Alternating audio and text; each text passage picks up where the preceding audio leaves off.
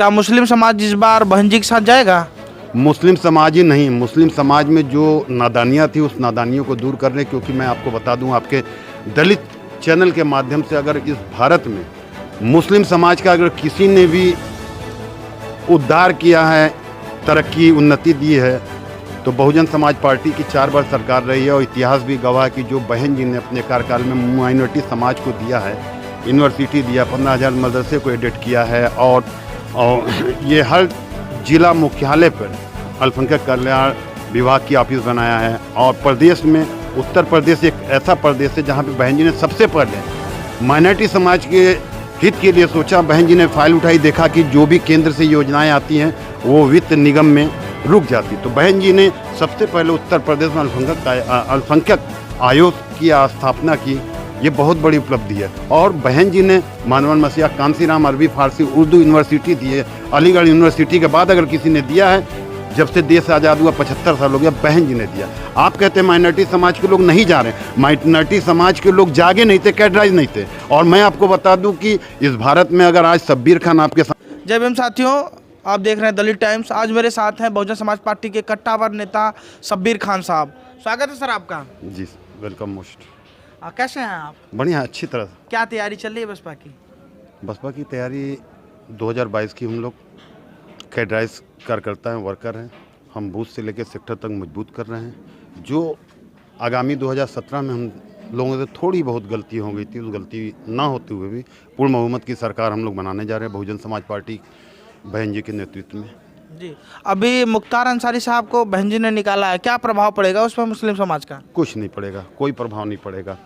Bahujan Samaj party अगर मुख्तार अंसारी साहब को निकाली भी है तो कहीं ना कहीं उनकी गलत नीतियों और जो समाज में दुष्प्रचार हुआ है उसकी वजह से बहन जी ने उनको निकाला है। क्योंकि वो बहुजन समाज पार्टी के सांसद हैं, उनके बड़े भाई अफजाल साहब, मुख्तार अंसारी साहब हैं, विधायक हैं वर्तमान में मऊ के। लेकिन जो शुरू से ही बहुजन समाज पार्टी ने उनकी तन मन धन से समर्थन दिया, समर्पित रहे हैं। लेकिन उनके भाई, जो बड़े भाई सिबतुल्ला अंसारी, जो आप मोहम्मदाबाद से विधायक रहे, वो समाजवादी पार्टी में चले गए हैं। और कुछ कार्यकर्ताओं की शिकायत पर बहन जी ने कहा कि नहीं, अब ऐसे लोगों को टिकट नहीं देना। वहाँ से टिकट हमारे प्रदेश के अध्यक्ष भीमराज भल जी को बहन जी ने दिया है, और इंशाअल्लाह चाहेंगे तो भीमराज भल जी मऊ से विधायक होंगे। तो क्या मुस्लिम समाज इस बार बहन जी के साथ जाएगा? मुस्लिम समाज ही नहीं, मुस्लिम समाज में जो नादानियाँ थी उस नादानियों को दूर करने, क्योंकि मैं आपको बता दूं, आपके दलित चैनल के माध्यम से अगर इस भारत में मुस्लिम समाज का अगर किसी ने भी उद्धार किया है, तरक्की उन्नति दी है, तो बहुजन समाज पार्टी की 4 बार सरकार रही है। और इतिहास भी गवाह कि जो बहन जी ने अपने कार्यकाल में माइनॉरिटी समाज को दिया है, यूनिवर्सिटी दिया, 15,000 मदरसे को एडिट किया है, और ये हर जिला मुख्यालय पर अल्पसंख्यक कल्याण विभाग की ऑफिस बनाया है। और प्रदेश में उत्तर प्रदेश एक ऐसा प्रदेश है जहाँ पे बहन जी ने सबसे पहले माइनॉरिटी समाज के हित के लिए सोचा। बहन जी ने फाइल उठाई, देखा कि जो भी केंद्र से योजनाएं आती हैं वो वित्त निगम में रुक जाती, तो बहन जी ने सबसे पहले उत्तर प्रदेश में अल्पसंख्यक आयोग की स्थापना की। ये बहुत बड़ी उपलब्धि है। और बहन जी ने मानवन मसीहा, कांसीराम, अरबी फारसी उर्दू यूनिवर्सिटी दी है। अलीगढ़ यूनिवर्सिटी के बाद अगर किसी ने दिया है, जब से देश आज़ाद हुआ 75 साल हो गया, बहन जी ने दिया।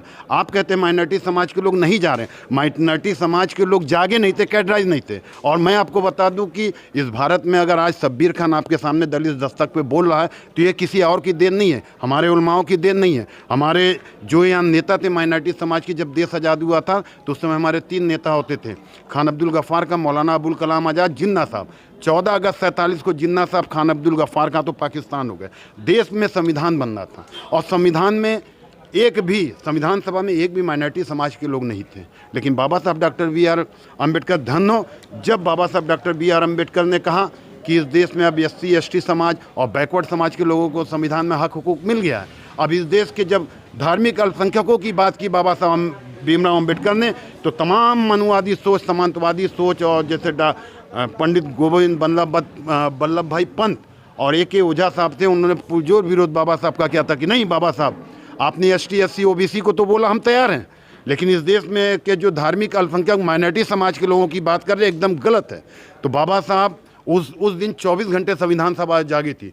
तो वल्लभ भाई पंत या के ओझा ने कहा था कि जब तक पाकिस्तान में रहने वाले वहाँ के अल्पसंख्यक धार्मिक हिंदुओं को पाकिस्तान में हक हुकूक नहीं मिल जाता, तब तक भारत में नहीं मिलना चाहिए। तो बाबा साहब डॉक्टर B.R. अम्बेडकर ने तर्क दिया था कि पाकिस्तान एक मुस्लिम देश हो गया है, भारत सर्वधर्म देश है, भारत धर्मनिरपेक्ष देश है, इसलिए यहाँ जैनी पारसी बौद्धी सभी धर्म के लोग रहते हैं। तो आज बाबा साहब की बदौलत हम इस भारत में स्वतंत्र भारत में आज़ाद हैं, और कायदे से जो हमको फंडामेंटल राइट से लेकर मौलिक अधिकार से लिए बाबा साहब की बदौलत है।